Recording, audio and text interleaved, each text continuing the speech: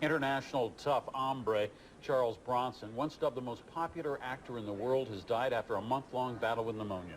Hollywood took notice of Bronson in the 1970s after he left to establishing himself as a star actor in films from France, Italy and Spain. Well, Paul Vercammon takes a look back at the life of a magnificent man.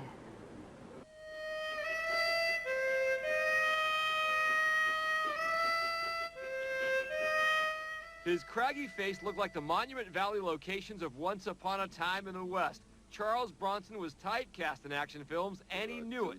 I don't look like somebody who leans on a mantelpiece with a cocktail in my hand, you know. I look like the kind of guy who has a bottle of beer in his hand, so. What's known as playing it close to the chest. Playing it close to the chest was something Bronson did on screen. He played strong, silent types in most of his movies. He has relatively few lines in his starring role in Chato's Land, for example, and kept his real personality close. I have a whole different personality than anything I've ever played. Really? Yeah, and you're not getting it now either. The son of Lithuanian coal miners, Bronson returned from service in World War II, intending to work as a set designer. But while working in a Philadelphia theater company, he switched to on stage. Oh, I ran into a guy once. He said, "Hey, you ought to be an actor." I said, "Okay." And that's why I'm an actor. Bronson moved into films in the 1950s and a memorable role as one of the Magnificent Seven.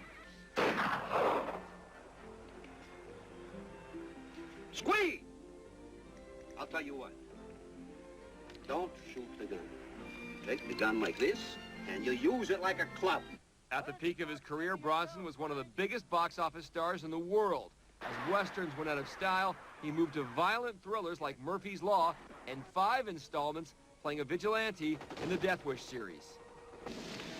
And I must impress upon you, Mrs. Craig, how important it is that you do everything I say.